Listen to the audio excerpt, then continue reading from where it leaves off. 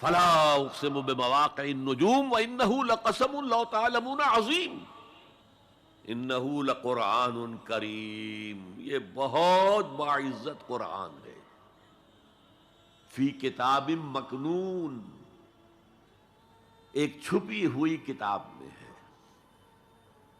لا یمسہ الا المطہرون، اسے چھو ہی نہیں سکتے مگر انتہائی پاک ہستیاں۔ اس کے کیا معنی ہے؟ پہلی بات تو ہمیں معلوم ہو گئی، مراد فرشتے ہیں، بے ایدی سفرۃ کرام بررہ، اسی کی شرح ہو رہی ہے نا۔ اسی سے ایک فقہی مسئلہ نکالا گیا کہ بغیر وضو کے ہاتھ نہ لگاؤ، لیکن اس کا اصل مفہوم کیا ہے وہ سمجھیے۔ قرآن کی روح تک کوئی نہیں پہنچ سکتا جب تک کہ تزکیہ نفس نہ ہو گیا۔ اگر حب مال، حب دنیا، حب جاہ، حب شہرت، اگر یہ تمام محبت میں دل سے نکل نہ جائیں تو قرآن کی روح تک آپ کی اپروچ نہیں ہوگی۔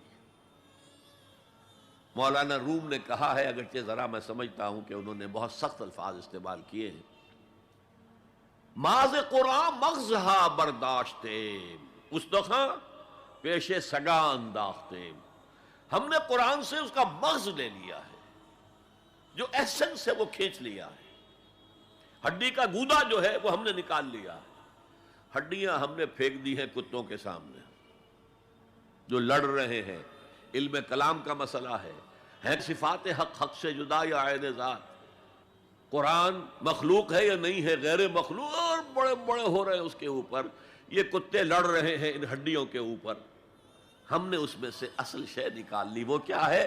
اللہ کی محبت، اللہ کی معرفت، یہ ہے اصل شے۔ ماذ قرآن مغزہ برداشتے استخاں پیش سگا انداختے۔ تو جب تک انسان کا باطن پاک نہ ہو جائے وہ قرآن کے چھلکوں سے کھیلتا رہے گا، چاہے وہ کہنے کو مفسر ہو، قرآن کے باطن تک کبھی نہیں پہنچے گا۔ فی کتاب مکنون لا یمسہ الا المطہرون تنزیل من رب العالمین، یہ تھوڑا تھوڑا کر کے اتارا گیا ہے رب العالمین کی طرف سے۔ انزال کے معنی ہے دفعتاً اتار دینا۔ لیلۃ القدر میں آیا انا انزلناہ فی لیلۃ القدر، رمضان کے بارے میں شہر رمضان الذی انزل فیہ القرآن، باب افعال، لیکن حضور پر ایک دم نہیں اترا، تھوڑا تھوڑا تھوڑا تھوڑا 23 برس میں جا کر اس کی تکمیل ہوئی۔ اب دیکھیے جو شکوہ کیا اللہ نے، کیا اس جیسی نعمت سے تم مداہنت کر رہے ہو، بے اعتنائی کر رہے ہو، اسے پڑھتے نہیں ہو، اسے سمجھتے نہیں ہو، اس پر عمل نہیں کرتے، اسے اپنا امام نہیں بناتے؟ تمہارا طرز عمل یہ ہے، بلکہ تم نے اپنا نصیب یہ بنا لیا ہے کہ تم اسے جھٹلا رہے ہو۔ غور کیجئے، جھٹلانا جو ہے دو طرح کا ہے، ایک ہے زبان سے کہنا کہ یہ نہیں ہے، کوئی اللہ کا کلام نہیں ہے، یہ قرآن وغیرہ جھوٹ، سب اساطیر الاولین ہیں، یہ محمد نے گھڑ لیا ہے وغیرہ وغیرہ، جھٹلانا ہو گیا۔ ایک جھٹلانا ہے عمل سے جھٹلانا، مان تو لیا اللہ کا کلام ہے لیکن اس کی حرام کردہ شے کو اپنے لیے حلال کیا ہوا۔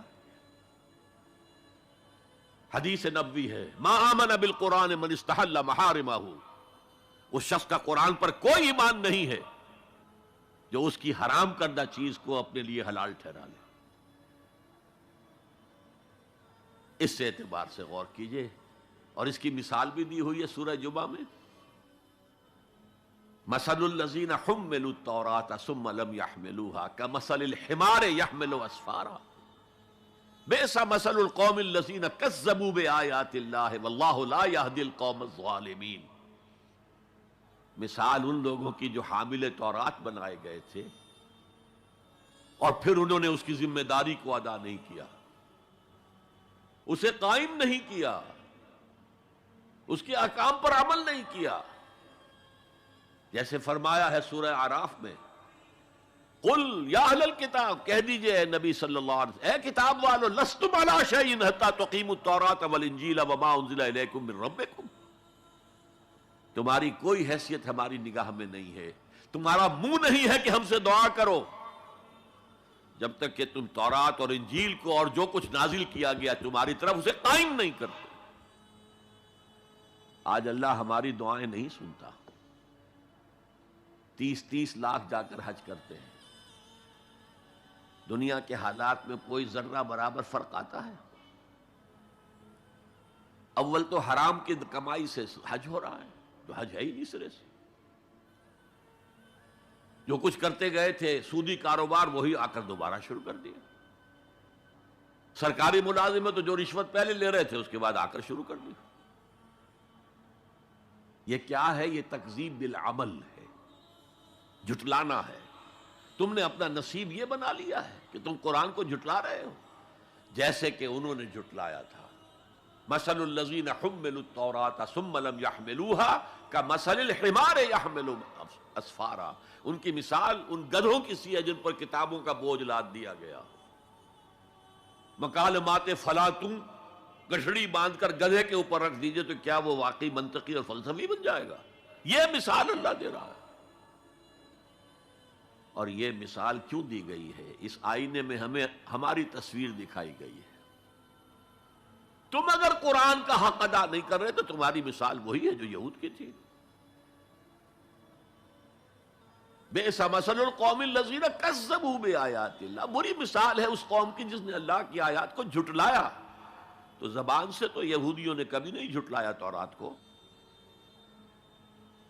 عمل سے جھٹلایا ہے۔